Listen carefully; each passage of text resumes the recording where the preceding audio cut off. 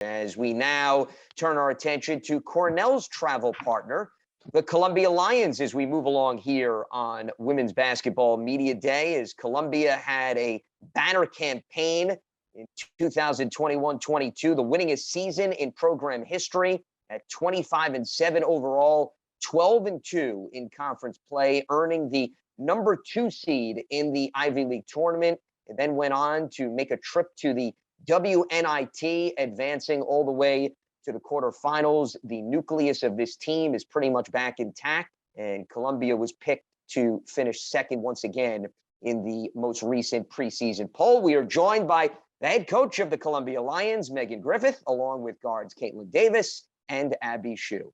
Coach, greatly appreciate the time. Good to see you. Thanks so much for hopping on here. The floor is yours to begin with some opening comments. Lance, great to see you, buddy. Yeah, no, we're excited. It's just about us. We got a jump start to our season with the foreign tour this year. We did end up going to Morocco and Spain, and it was an amazing experience with our players, with our staff, with all the people that have worked so hard to get the program to this point, including our alumni family, who's done so much to support us. So that was honestly one of the best parts, I would say, about this year so far, is being able to start in August with this group, right? And get everybody back together and get to enjoy something like that together, just to bring us closer together. So, yeah, but, we're just excited to get back after it. We have our first scrimmage coming up this weekend. And I've got 2 amazing, talented players here that I think will have a lot more fun things to say about how we are and what we're doing right now. So I'll kick it over to them if that's okay. Sure, I will be more than happy to start things off with the 2 of them, and then we'll circle back to you to get your perspective on the upcoming campaign, as we are also joined by Caitlin Davis and Abby Shue. Caitlin, I want to start with you. First team All-Ivy last season. If there's anybody that knows how to fill up the stat sheet, it certainly applies to you. Where do you see yourself taking the next step in terms of your development as a player this season? I think just continuing to be a team player is really going to be important this year, especially as we have a lot of opportunities ahead of us. So I think just mainly continuing to be a team player and bringing along everybody. They've done a great job. So far, we've done a great job this season. And as Coach said, we started early. So I think just carrying along the energy that we've had so far into the upcoming season. When I've had conversations with Coach Griffith multiple times, Caitlin, you've been described as a bit of a unicorn because you do so many different things on the basketball court. How much does your versatility, you think, benefit you in terms of what you bring to the table, and how really you can feed off of your teammates, even more so heading into this season?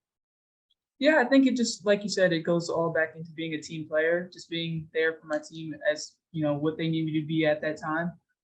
And I think it all just goes back to how each of us lift each other up throughout the season. And I think that's just going to be a really important part of this season. Abby, I want to bring you into the conversation. I don't know if there was a record that you didn't break last season at Columbia, especially given your 3-point prowess, the single season record, the career record. You've been second team All-Ivy for multiple seasons. Similar to Caitlin, where do you see you taking your game to perhaps the next level entering this campaign? Yeah, similar to what KD said, kind of just building off and perfecting the little things that I was working on. But, I want to become more of a 2-way player.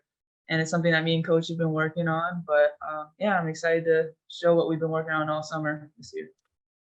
I was just talking with Coach about the fact that you took a trip overseas, and the nucleus of this group is coming back, which is beneficial in itself. But how much better do you think you'll be prepared for the start of this season and what you got out of that trip overseas, both on and off the court? Yeah, I think most of all, we just bonded. We were a close group before the trip, but even so after, how do you travel to 2 different continents and not become closer? So, we got closer with the coaches. I got married. No, but it was just a fun experience. We got to learn the culture. Yeah, I think it does give us a leg up going into the season. Caitlin, I referenced the fact that this team had a very impressive run in the WNIT, went up against Princeton in the Ivy League championship game. The expectations for this program, let's face it, have skyrocketed over the last few years. What does that do for the team's outlook this season in terms of where you left off last year and where you think you can use that motivation entering this season? I mean, I don't think it's any different from previous years. The goal is still the same. We haven't gotten there yet, but we're working on it. And every day is really what matters. It's not really about the further, like the long-term outlook. It's about how we do today and how we do tomorrow. So I think that's just kind of where our heads are at. And I think that when we focus on that, that'll really take us where we want to be. And Abby, speaking of expectations, we know what you bring to the table from an offensive standpoint. You mentioned you want to balance things out more on the defensive side of the ball, but there were also games last season where maybe Caitlin was doing a lot of the heavy lifting and scoring, or it was somebody else. How much more do you want to see out of the team this year where it may not necessarily be you every single game being the leading scorer, but you could easily turn to a variety of other weapons? I mean, like I said, we all been working all summer. I think we all have the capability to go off one game. I don't think it's going to be so heavily on me. I think we have multiple threats on this team. So that's how I would answer that question. All good. And we'll certainly circle back to the both of you as we open it up to media questions. But I want to bring back Coach Griffith into the conversation to get some of her comments on some of the topics that we've been tackling. And Coach, as has been highlighted in terms of what this team was able to accomplish last season, and you have been one that always has stayed extremely hungry as a coach, that there's always more that you can get out of this group. So what is your mindset as you begin a new season, knowing how much you strived last season and how much the team jumped overall? Yeah, it's been special to watch this group, like, one, be bought in, believe in what we're doing, and then like breed it within each other. Like that's what the definition of culture is, right? Is like when your team is just like it's infectious, right? And they're paying they're learning from each other, growing from each other. But I would just say, like, we did not tap out last year, like we didn't, in terms of like potential, like we barely just even saw where our potential was, which is the scariest part about this team. And, huge credit to them for coming off of the COVID season where none of us played, none of the athletes in the Ivy League competed. And to have the season we did, like, that was really special. And I was really, really proud of them because of how serious they were and how bought in they were to the process. But honestly, we were playing our best basketball when we ended the season, right? When we ended that run in the WNIT. And I really believe that we're just, again, peeling back those layers for how good and how special this program can be. And as long as they stay humble and hungry throughout that process, and we do as a coaching staff, it's really sky's the limit. This team is loaded with talent, and there are a lot of special humans on this team that I know we can accomplish great things together. And the one thing you've built over the last few seasons is a nucleus where there's continuity. Normally with a basketball team, as you can attest to as a player and a coach, there's a lot of turnover every single year. There's no guarantee that everything is able to remain steady. How much of a luxury is it that the group that experienced all of what you're talking about last season is pretty much back on the court this year? Yeah, I mean, I don't know if it's, definitely people will probably say to you, it's a luxury, right? Like, Columbia's got everybody coming back. Okay, whatever, right? Like, we were just really young 3 years ago before COVID. So it's just like, yeah, this is just the team that we've been building. This is how my staff has recruited, like, huge credit to my staff, because these young women and the other ones in our program wouldn't be here without them. And so they've done a fantastic job of making sure that we get the right people and that each year we continue to reload, right? It's not just about getting players that we have or players that are like Caitlin, like Abby. No. We get players that we need. And that's been the thing that I think we've shown every year, is that we've had contributors right from the beginning of their careers. The other thing that has been notable, and I think will continue this season, is your non-conference games and how you try to get your team in a position. And once Ivy League play starts, you've been battle tested. And you look at the upcoming schedule, you look at some of the notable victories last season against even Power 5 teams. How important is that to continue that? And how much do you think that will really create a good feel for your team well before Ivy League play starts? Yeah, it's absolutely monumental. This is our toughest non-conference schedule that we've had since I've been here, and appropriately fitting the program that we have. We're ready to handle it. I'm very confident this group is ready to handle a challenging schedule. And we're not just playing right now for the next game. We're not just going to play Memphis to play Memphis. We're playing for March too. Like, so while we know it's about every day in the process and us, and it's Columbia, it's all about Columbia. It doesn't matter who's on the other side.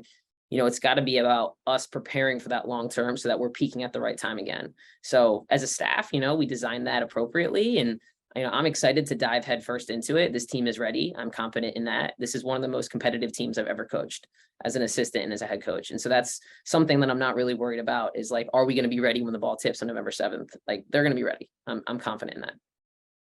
Well, Coach, with that being said, let's open up to some media questions as others join into the conversation. Jen Hatfield of The Next gets us going. Jen, all yours. Thanks, Lance. You kind of teed me up, actually, because I was going to ask about the schedule as well. Meg, you talked last season a lot about how the conference needs to schedule better, improve the RPI, and all of that. As a league, do you feel like the conference has met that goal, or do you feel like there is still more work to be done on that? I definitely think there's more work to be done. I think that it's tough. Like, I know what it's like to be a program building, and I know what it's like to, you want to build confidence within your team first before you just kind of say, hey, we're opening this up to play whomever wants to come here and, trying to get top 100 games. So I know what it's like on both sides of that, right? Like, when we got here, it was hard because, our schedule wasn't very strong, the one that we inherited. But each year it's about building and scheduling better games, scheduling better opponents, and being intentional about that. And I have seen the schedules being released, and I do think our coaches are being intentional. It's something we openly talk about as a coaching group. And then just programs are in different spots. So I think there's more work to be done, but, we got to start somewhere.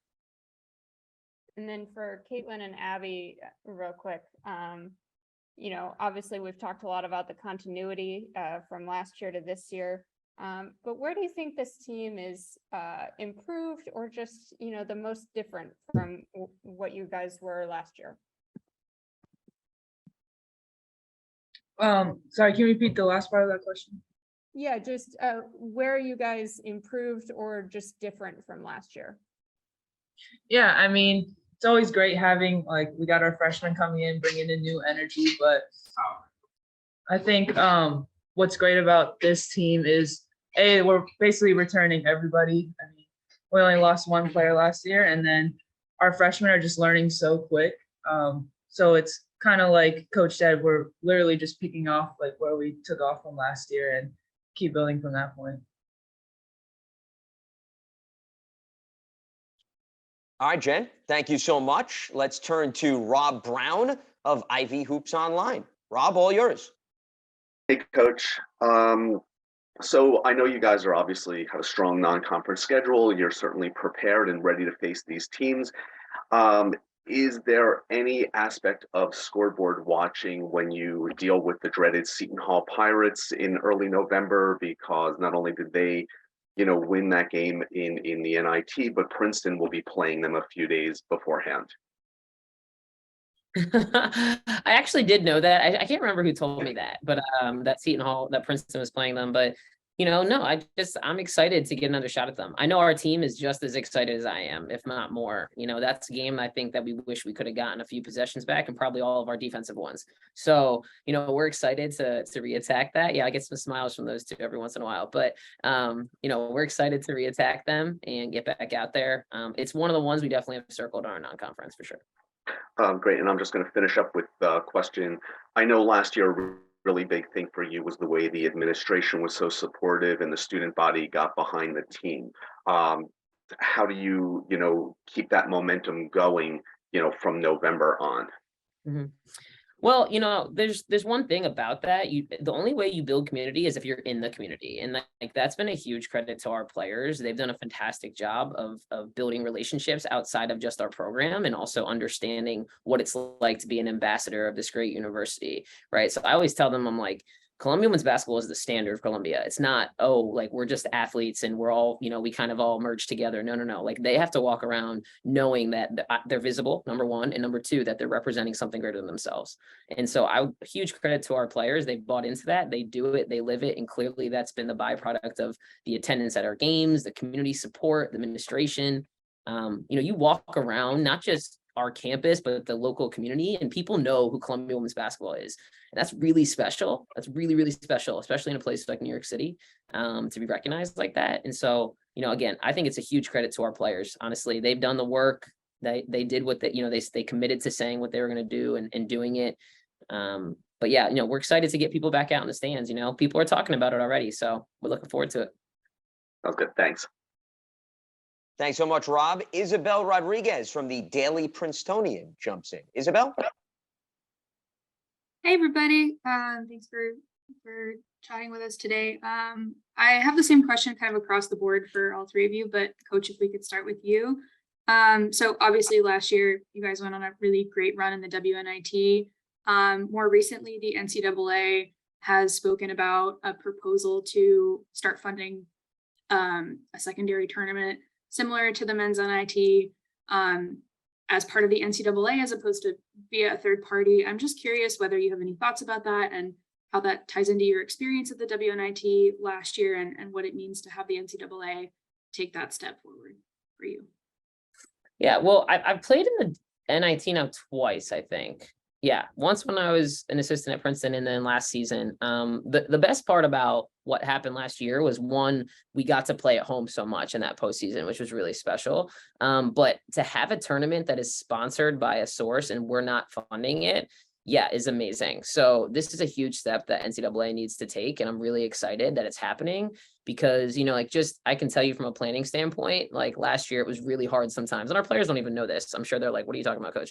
But it's really hard to know, how are we getting the tickets? How are we getting, are we flying? Are we driving? Are we and you're making these decisions days before, hours before you need to hit the road. And last year, that's what happened with us, when we went to ODU, and I'm sure every other team that participated in the NIT could have said the same thing. So for it to be a more organized, supported event across and similar to the men's, the equivalent of the men's, is going to be phenomenal for women's basketball. Now there's more opportunities for more players and student athletes. Thanks. And then I guess for Caitlin and Abby as well, if you guys have any thoughts about that. Yeah, I mean, just playing in a postseason tournament in general is an amazing experience. It's not the tournament we wanted, but I mean, it was still awesome to know that you're one of 16 teams, one of 32 teams still playing. So just to further that opportunity so more teams could experience that. I mean, I think it's great. Yeah, Abby said it all. I think it's a great experience, and I think that's great that they're putting more funding into it. Like she said, we're aiming for the big tournament, so we don't put too much thought into it. Okay, Thanks, Isabel. good luck. Yeah, thank you so much. Greatly appreciate it. Coach, I want to bring you back into the conversation. We've been talking with various coaches all throughout the day, but how highly contested the race was, obviously, with Princeton last season and even the battle for the 4th spot. What's your view of the overall league as you get set this season, and how much more competitive do you think this battle will be this year? Yeah, I mean, I think everybody gets a year older, right? That's the beauty of where we all are as a program, right? And each program is going to look at saying, okay, we got our legs back under us last year. How are we going to grow? How do our goals change? Who do we have coming back? What's exciting coming in? All that. So I think each program is in that space right now. We're in the kind of the honeymoon phase with our programs. You're trying to be all right, we haven't played a game yet. We probably haven't scrimmaged yet. Maybe one team has, but you're just trying to figure out how you put the pieces together. And the puzzle is one of the most exciting parts of this process. And so I'm just enjoying that right now. I'm not looking too far ahead. I'm not worried about how we were picked in the coaches poll or all that stuff. I'm excited to see, another solid product of Ivy League women's basketball. And, I'm just focused on our program right now. And that process begins on the road at Memphis, 8 p.m. Eastern, Monday, November 7th. Abby, Caitlin, Coach Griffith, greatly appreciate the time and the insight, and look forward to covering the team this season. Thanks so much.